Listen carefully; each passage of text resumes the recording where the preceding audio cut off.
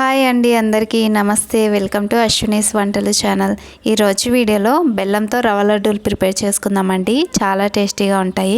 ఎలా చేయాలన్నది వీడియోలో చూద్దాము. ఫస్ట్ అయితే స్టవ్ ఆన్ చేసి స్టవ్ మీద ఒక నాన్ స్టిక్ పెనం పెట్టుకున్నానండి. పెనంలోకి 2 టేబుల్ స్పూన్ అంతా నెయ్యి వేసుకుంటున్నాను. ఇప్పుడు దీంట్లోకే 1/4 కప్ అంతా జీడిపప్పు వేసుకుంటున్నానండి. జీడిపప్పుని వీడియోలో చూడండి ఫ్రెండ్స్. ఈ కలర్ వచ్చేంత వరకు ఫ్రై చేసుకొని ఇప్పుడు దీంట్లోకే 1/2 కప్ అంతా ఎండు ద్రాక్ష వేసుకొని ఎండు ద్రాక్ష డబుల్ అయ్యేంత వరకు వేయించుకుందామండి. ఎండు ద్రాక్ష జీడిపప్పు ఇలా వేగిన తర్వాత వీటిని ఒక గిన్నెలోకి తీసుకుందాము.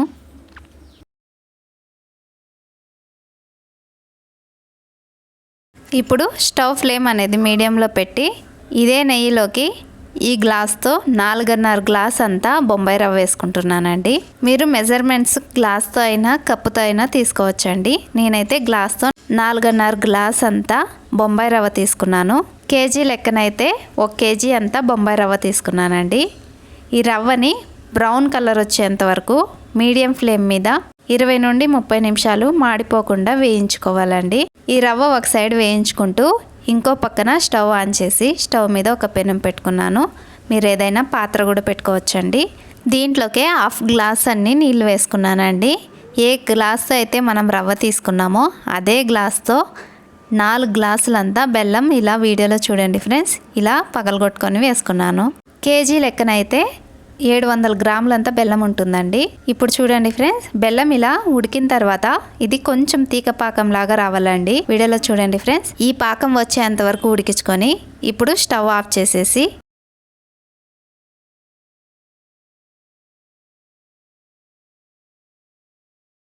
దీంట్లోకే 3-4 ఇలాచీని ఇలా కచ్చాపచ్చాగా దంచి దీంట్లోకి వేసుకొని ఒకసారి కలిపేసేసి ఈ పాకాన్ని పక్కన పెట్టుకుండేద్దాము.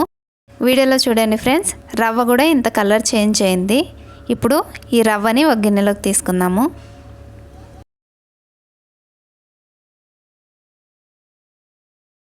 మళ్ళీ ఇదే పెనంలోకి 1.5 గ్లాస్ అంతా ఎండు కొబ్బరి తురుము వేసుకొని కలర్ చేంజ్ అయ్యేంత వరకు దీన్ని వేయించుకుందామండి.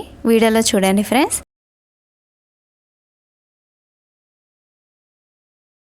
ఈ కలర్ వచ్చేంత వరకు వేయించుకొని దీన్ని కూడా మనం రవ్వ తీసుకున్నాం కదా అదే గిన్నెలోకి వేసుకుందాము.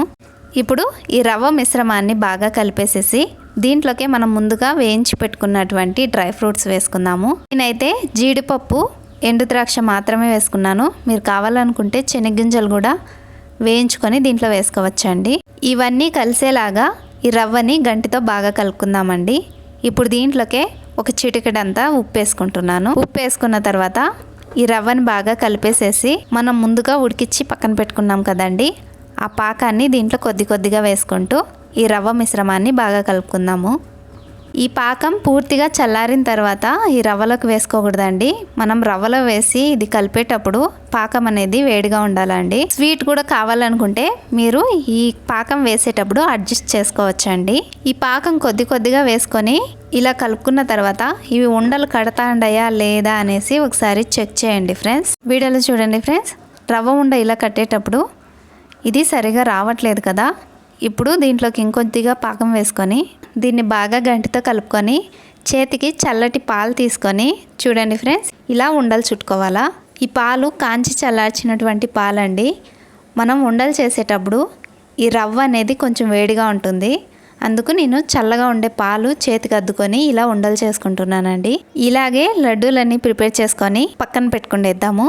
ఇవి ఈ రోజు తినేదానికంటే ఒక 5-6 గంటలు వదిలేసిన తర్వాత తింటే చాలా సాఫ్ట్గా ఉంటాయండి. ఇప్పుడు కూడా బాగుంటాయి, అయినా ఒక 5-6 గంటలు వదిలేసి తిన్నాక ఇంకా చాలా బాగుంటాయండి. ఇంతేనండి, చాలా సింపుల్గా హెల్తీగా రవ్వ లడ్డూలు అనేది రెడీ. మీరు కూడా ఒకసారి ఇంట్లో చేసుకోండి ఫ్రెండ్స్. మీరు ఇంట్లో చేసుకొని మీకు ఎలా కుదిరిందని కామెంట్ సెక్షన్లో కామెంట్ చేయండి. ఈ వీడియో మీకు నచ్చినట్లయితే లైక్ చేయండి ఫ్రెండ్స్. ఇలాంటి మరెన్నో వీడియోస్ కోసం ప్లీజ్ నా ఛానల్ని సబ్స్క్రైబ్ చేసుకోండి. మళ్ళీ వచ్చే వీడియోలో కలుద్దాం. అంతవరకు bye, take care, thanks for watching.